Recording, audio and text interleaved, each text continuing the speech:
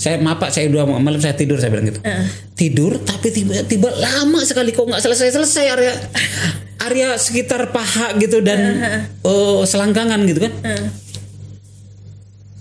Gue tertidur tapi nggak nothing tulus. Tiba-tiba gue terbangun, kok orang ini terengah-engah. Indah. Terengahnya nggak biasa gitu. Nggak biasa lah orang bernafsu gitu. Gue kaget. Pak ngapain saya bilang gitu? Udah close berhenti. Kerasa nih itunya, maaf ya. Alat vitalnya dia bangun gitu. Iya. Ngeras sampai gue gini. Digesek-gesek lu. Dan saat itu lu nggak teriak. Itu dia yang gue bilang dan gue relate dengan istilah freezing itu. Sekarang gue baca itu gue relate. Oh ya ampun, ternyata itu dulu mungkin itu yang kenapa gue nggak teriak.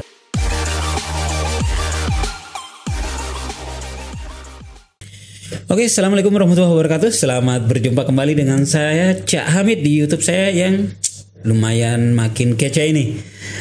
Teman-teman semua, apa ya, hari ini minggu-minggu ini kita itu dihebohkan oleh banyak hal, yang paling krusial, makin menyita banyak perbincangan orang. Salah satunya adalah selebrasi yang dilakukan terhadap mantan narapidana. Saya nggak tahu harus disebutkan atau tidak. Dan ini yang saya hadirkan di depan ini sebetulnya nggak ada kaitan sama sekali. Nggak ada kaitan sama sekali dengan orang tersebut. Iya, kenapa milih? Kenapa ngobrol sama gue masalah itu? Dan kalau obrolan-obrolan yang nggak jelas pasti saya undang orang ini. Alhamdulillah, itu suatu penghargaan. Berarti kan apa sih istilahnya, palu gada kan? Palu gada, iya. Betul. Lu mau ngomong apa gue aja.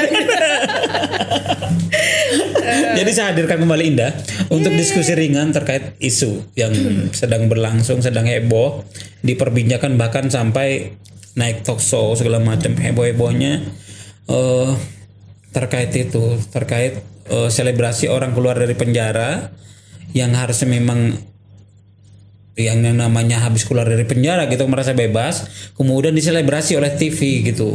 Banyak TV yang kemudian memposting menaikkan isu tersebut, kemudian heboh, kemudian diprotes banyak orang gitu ya. Banyak kemudian pro kontra terkait itu. Indah ngikutin itu? Sedikit ngikutin, sempat ngikutin. Lebih ke Instagram sih. Instagram. Lambe Tura. Enggak juga. Tau nggak? Gue baru akhirnya follow Lambe Tura itu. Terus terang aja nih ya, baru tahun ini, belum berapa bulan lalu gitu. Karena lu nggak kece kalau nggak ikut.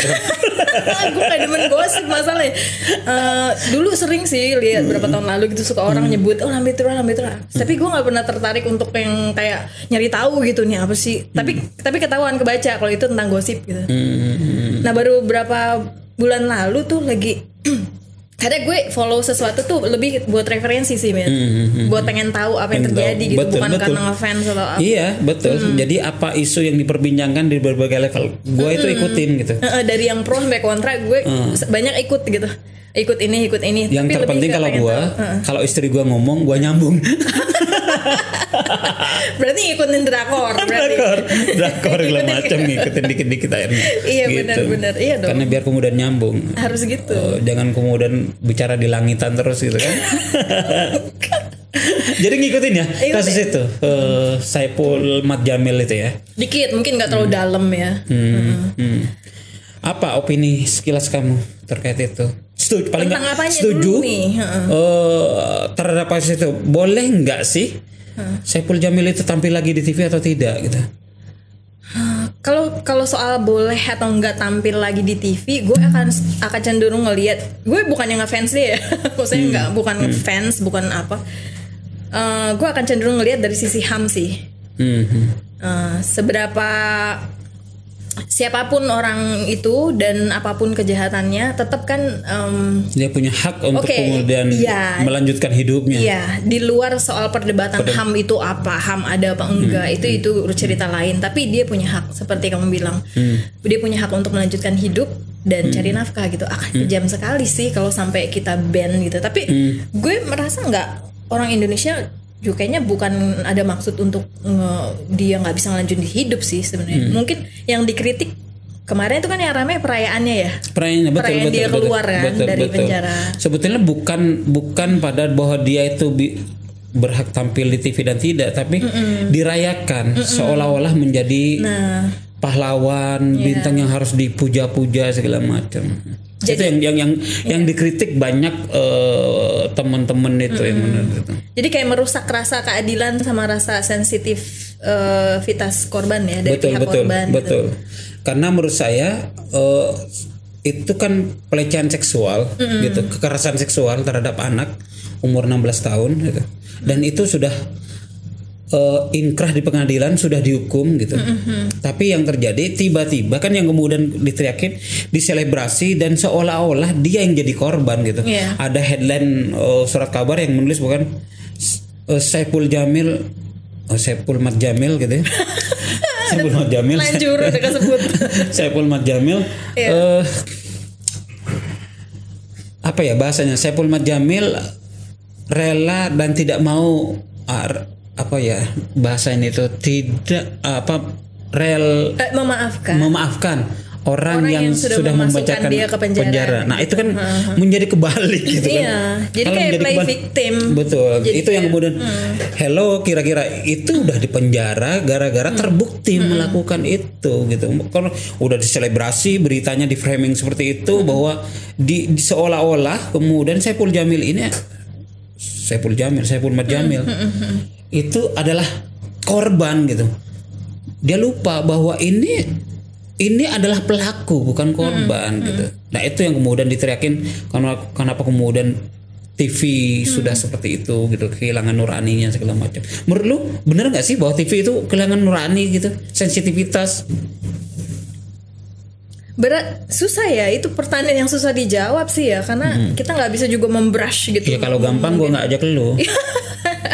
Gini sih, tadi gue sebenarnya lebih singkirin dulu pertanyaan tadi ya. Pertanyaan barusan, gue lebih tertarik untuk melihat itunya tadi, pernyataan bahwa dia memaafkan orang yang sudah bahasanya tuh orang yang sudah memenjarakan dia penjara. Itu justru sebenarnya kalau gue berpikir bebas ya, berpikir tanpa kan gini, gue dalam posisi yang gue nggak tahu banget nih kasusnya dulu bagaimana sih gitu. Itu bener-bener nggak sih dia emang melakukan pencabulan atau itu tuduhan atau itu fitnah, kan gue nggak tahu dulu gitu ya. Maaf ya kalau ini jadi kayaknya nggak apa-apa, out of context gitu. Tapi jadi munculin pertanyaan sih kalau di gue statement dia itu, pertama kenapa dia bisa berstatement itu gitu, sementara pengadilan udah memutuskan dia bersalah dan menghukum kan. Udah 5 tahun lebih kan, itu panjang loh itu di penjara segitu. Nah jadi pertanyaan gue, apakah dia sebenarnya bener-bener ini kan susah terjawab kan, kecuali dia dan korban yang tahu gitu. Dan Tuhan lah. Iya, dan Tuhan lah. Apakah benar-benar itu terjadi? Itu pertama. Terus kedua, kalau sampai dia punya statement kayak gitu, karena gini, kenapa muncul pertanyaan itu? Gue tahu kita hidup di dunia yang kadang-kadang yang benar tuh jadi salah, yang salah jadi benar. Betul. Dan kita sulit untuk membuktikan. Dan gitu. Kalau dari lead itu sebetulnya itu muncul dari ada pertanyaan pasti kan. Itu betul. Apakah memaafkan atau tidak? Menurut saya yang salah yang menanyakan itu.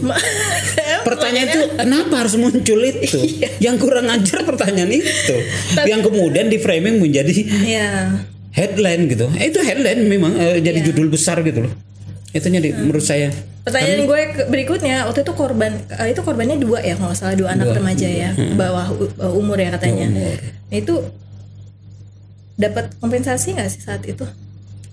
Buru-buru kompensasi kan? Kalau nggak dapat kompensasi, berarti nurani gue akan. Ya kompensasinya adalah bahwa jadi itu dihukum kira-kira akan gitu. Pro ke 2 anak ini karena ternyata dia nggak dapat apa-apa, mereka nggak dapat apa-apaan. Yang pasti kan kayak gini. Kalau di negara maju kan banyak terjadi kasus orang nuntut seseorang karena motif finansial gitu. Nah, enggak, kalau ini enggak. Jadi ini murni trauma. Jadi gue itu harus dibela sih kalau kayak gitu. Gue itu pernah mengalami pelecehan itu.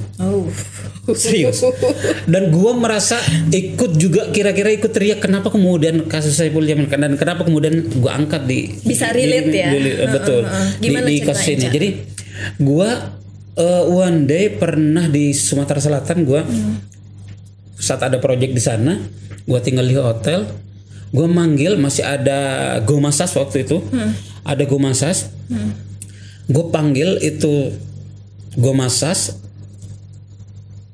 itu waktu itu gue ordernya cewek, tiba-tiba karena bukan malam karena error terus sampai setengah 10 kalau nggak salah. Akhirnya gua akhirnya cowok aja gitu kan, karena itu nggak mungkin cewek malam-malam segala macam. Gua akhirnya order cowok.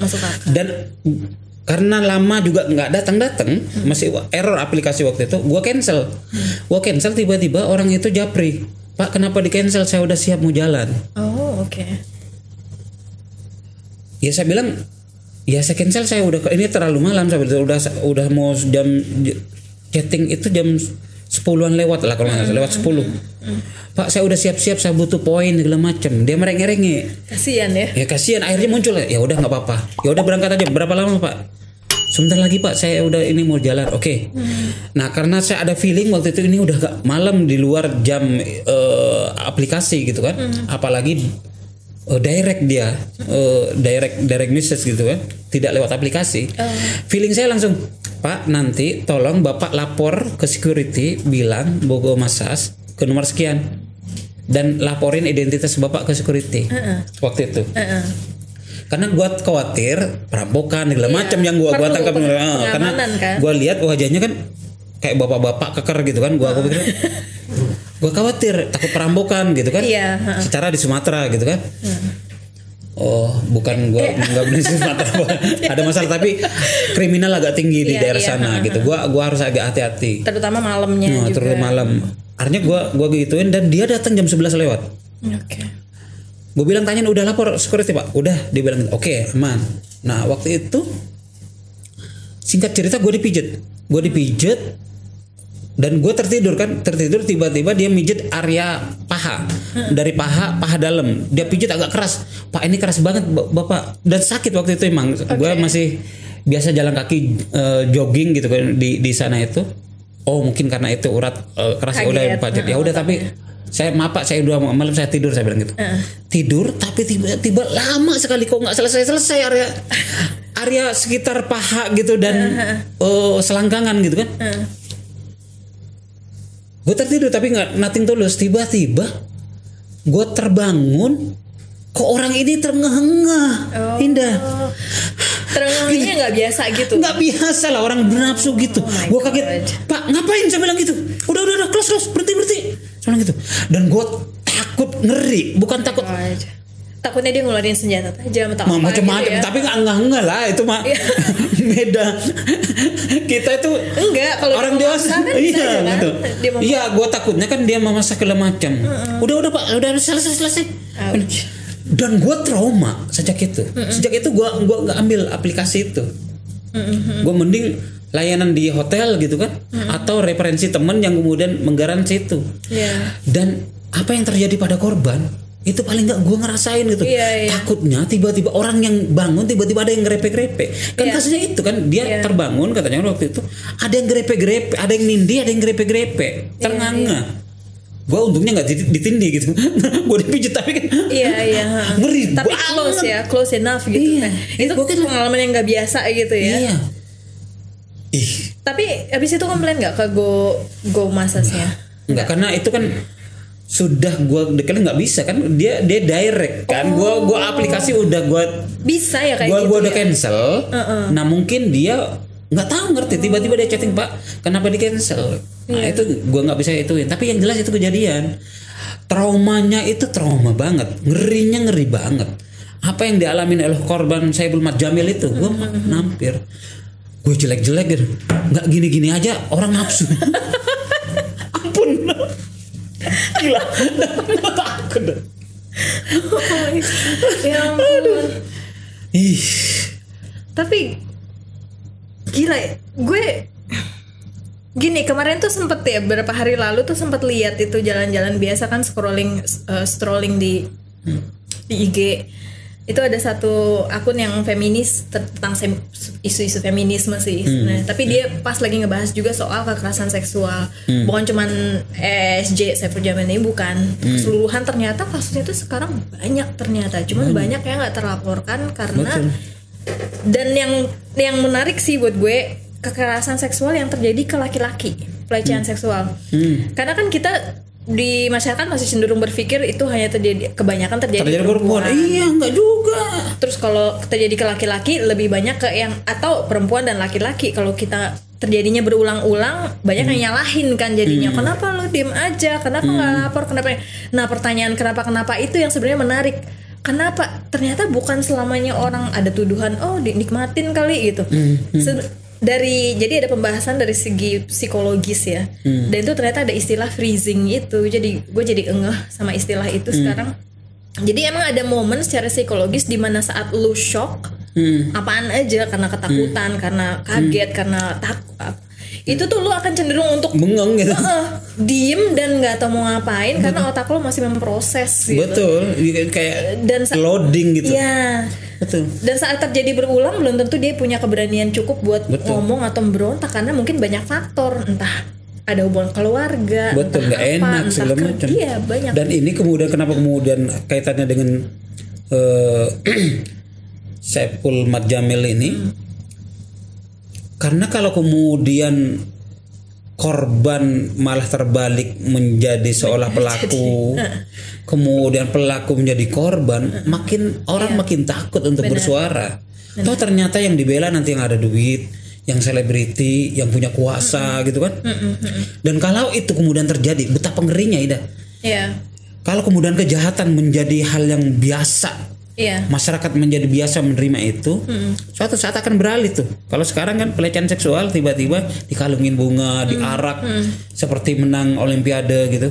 Besok bisa jadi maling, koruptor, ketika pulang mereka ke daerahnya kemudian sambut terbana segala macam. Menjawab pertanyaan lo yang tadi, Mit, itu sebenarnya sensitivitas TV itu masih punya nurani apa enggak itu terkait sih. Sebenarnya mereka mungkin merasa sangat merasa sangat powerful TV itu, nggak akan ada yang berani menggugat atau apa. Jadi mereka terlalu overconfident kalau menurut gue, terlalu kemudian hanya berpikir tentang rating dan rating bahwa itu ditonton. Artinya ada satu hal yang mereka kesampingkan atau mungkin nggak terpikir, bukan TV-nya tapi orang-orang di balik itu gitu yang menyambut apa. Mestinya mereka kalau sensitif kan mereka harus berpikir, ini secara etika itu nggak bagus, masuk nggak. Nah itu harusnya kan ada tentang filter etik, itu. Tentang bagaimana mengedukasi masyarakat. Iya. Jadi kayaknya fungsi itu yang mulai meluntur kalau gue bilang. Mungkin masih ada, cuman mungkin yang masih punya nurani itu nggak punya power untuk nggak usah lu baik-baikin.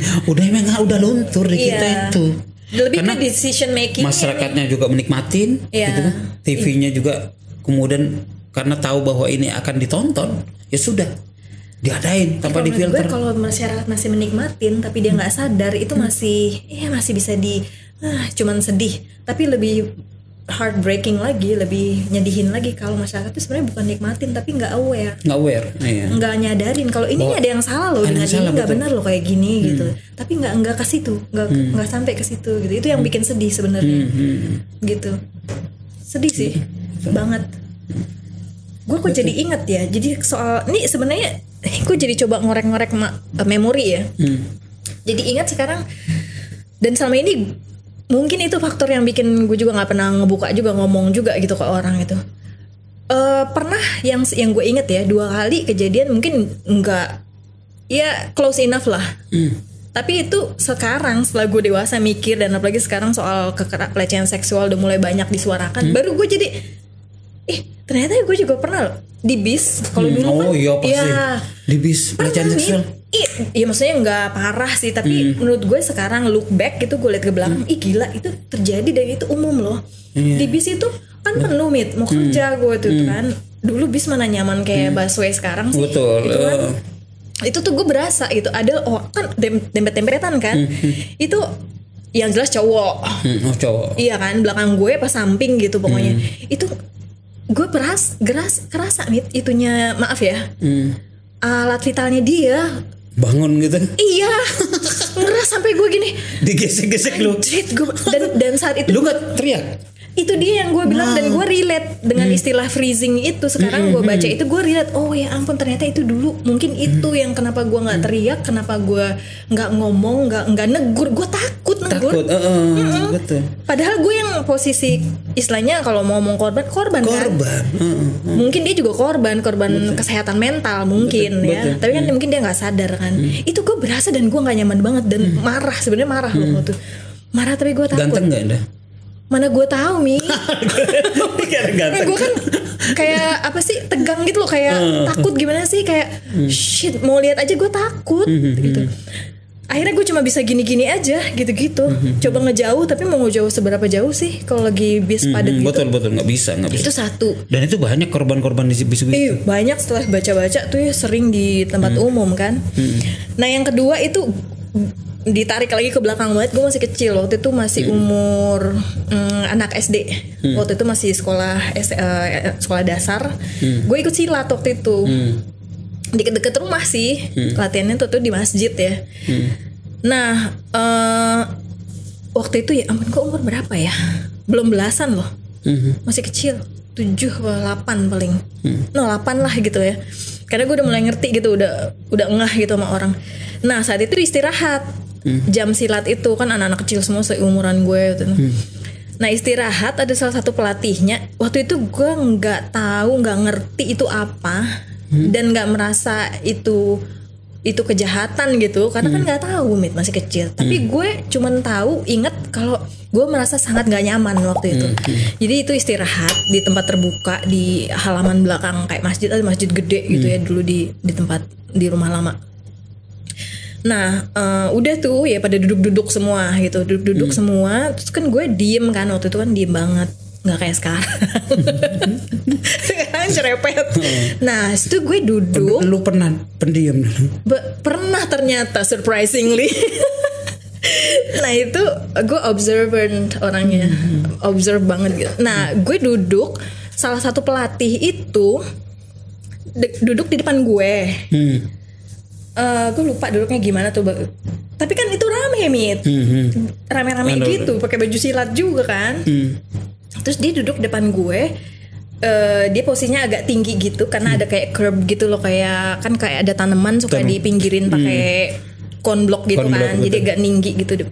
Dia duduk situ, nggak jauh dari gue. Terus dia narik gue untuk ngedeket gitu loh. Menariknya nggak maksa, pokoknya ngajak gitu, sini deketan gitu. Gue tadinya diem aja deh seingat gue, tapi abis itu dia kayak narik gitu, kayak sini deket. Ya masih kecil gimana sih, nggak kepikir apa-apa kan ya. Dia sampai gue dibawa ke, misalnya sampai duduk posisi gue tuh bener-bener persis depan dia gitu. Dia tuh yang posisinya duduknya mengangkang gitu kan, cowok gitu kan.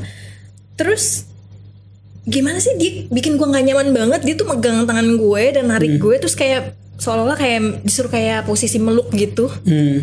Waktu itu gue sangat nggak nyaman dan marah dan malu, dan bikin gue malas waktu itu. Akhirnya maksudnya malas untuk datang lagi. Habis itu gue nggak datang lagi, berhenti silatnya. Karena kayak gue ngerasa gimana sih ya, bahasanya tuh jengah terus kayak ini kenapa ya, tapi gue nggak tahu itu apa. Cuman gue nggak suka karena masih kecil gitu. Iya, belakangan baru udah sekarang baru gue look back gitu, ngeliat ke belakang.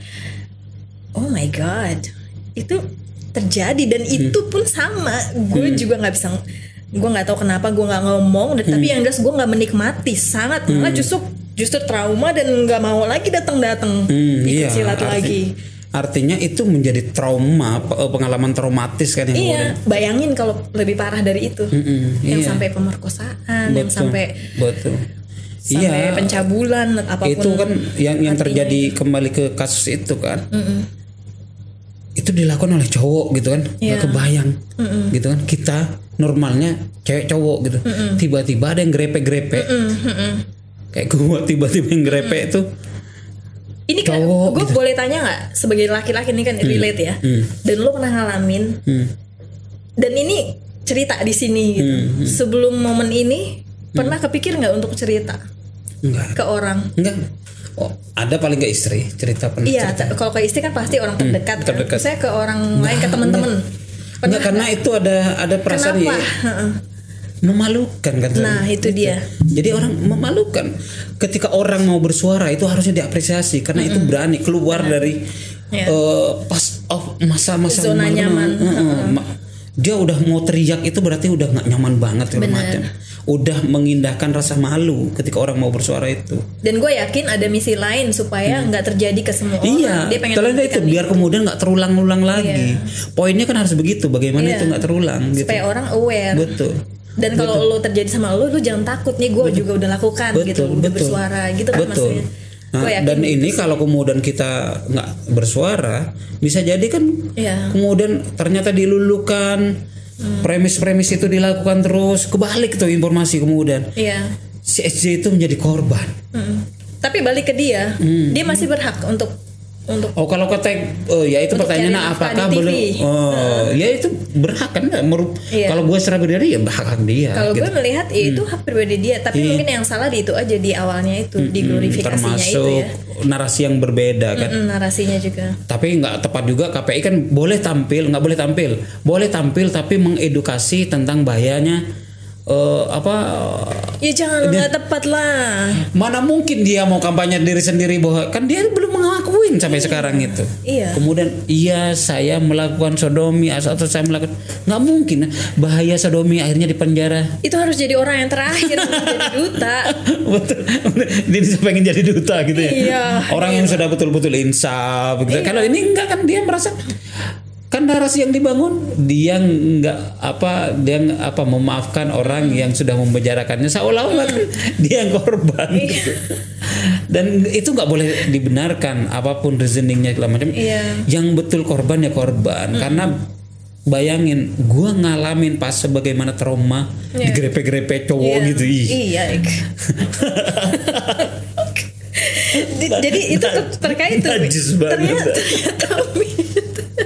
najis mukhafafah atau muwaladah akad walaupun kalau ada itu najis berat ringan apa sedang berlipat-lipat. Jadi itu harus dicuci oleh kalau najis muwaladah itu kan 7 kali pakai air pakai tanah. Kalau ini 17 kali. Jadi tapi kasihan sebenarnya bukan kasihan laki-laki lebih kasihan bukan. Dari gue baca di IG itu ternyata menarik sih. Tadinya gue nggak pernah kepikir itu ya. Ternyata cukup banyak katanya nih menurut sumber ini feminisme grup apa itu lupa namanya. Cukup banyak pelecehan seksual terjadi sama laki-laki, cuman lelaki itu jauh lebih menekan itu untuk terbuka gitu. Perempuan lebih walaupun tetap berat. Iya karena jatuhnya memalukan tadi. Sebagai terus orang cowok gitu disalahkan. Lu cowok diem aja emang nah itu kan sebenarnya seharusnya kan lu mampu bla macam lah kita nggak sadar bro. Bangun-bangun tiba-tiba dia kan katanya bangun-bangun tiba-tiba ditindih kan ada orang berdesa-desa segala macam. Sorry gue bukan ngetahuin itunya ya ngetahuan tapi yang jelas ya itu tantangan untuk laki-laki speaking up itu lebih besar karena terlanjur dikaitkan sama macho maskulin. Nggak mungkin jadi korban gitu. Padahal ada aspek lain ya yang mungkin orang untuk ragu pada kondisi tertentu nggak tahu kenapa kemudian jadi korban begitu lagi cerita lagi. jadi gimana nih kalau soal begitu? Ya merus balik ke ya pertanyaannya kan kemudian masih perlu nggak cancel culture kalau kayak gitu? Itu bisa glorifikasi seperti itu yang nggak etis kayak gitu. Betul. Itu kalau culture-nya menurut saya tinggal tinggal pas posisinya aja. Sebetulnya kan kalau kemudian itu kalau konteks Saiful Jamil menurut saya bukan cancel culture maksudnya cancel culture itu langsung apatis. Langsung nolak gitu tanpa ada reasoning segala macam. Ketika masyarakat menolak. Ini masyarakat yang menolak bukan stasiun TV-nya betul. Masyarakat yang menolak. Menurut saya ketika masyarakat menolak Saiful Jamil segala macam itu pas harus dilakukan karena nggak bener yang dilakukan oleh TV mengontrol mengingatkan itu udah betul menurut saya. Itu kadar etikanya yang lebih bicara ya kalau dari masyarakat. Tinggal bahwa apakah SJ itu berhak untuk cari nafkah ilmiah, berhak. Iya Bisa pasti aja, ya. apalagi bangsa Indonesia ini bangsa pemaaf ini. Maaf banget ya. Tunggu Pemaaf. berapa bulan lagi pasti Udah lupa. pasti Udah tampil terus itu di TV gitu. Jadi gitulah mungkin obrolan kita yang kita jadi gosip nih bicaranya, enggak juga ya. Ini gosip enggak lah. Enggak ya. Enggak. Ini kan hal-hal yang ada poinnya untuk Ada poin. dibahas, Betul, bukan yang ngejelek-jelekin personal. Betul. Kan ini kan Jadi ya kalau main dia undangnya yang gitu-gitu. Jadi saya nggak simpulkan ya, sama teman simpulkan sendiri. Yang pasti pembelajarannya coba banyak. Teman-teman tinggal kulik-kulik aja. Iya. Karena kalau saya sering simpulkan kayak motivator jatuhnya kan. Jadi saya menghindarin dari situ. Jadi itu saja teman-teman. Dan sekali lagi sebelum di close saya mengingatkan bagi teman-teman yang baru gabung, baru ketemu channel ini, langsung subscribe, bunyikan loncengnya, kemudian like and share. Karena yakinlah ini channel yang kece, akan selalu ada cerita-cerita menarik, akan ada selalu muatan-muatan yang bermanfaat bagi kita. Yang akan makin keren terus. Makin keren terus ya.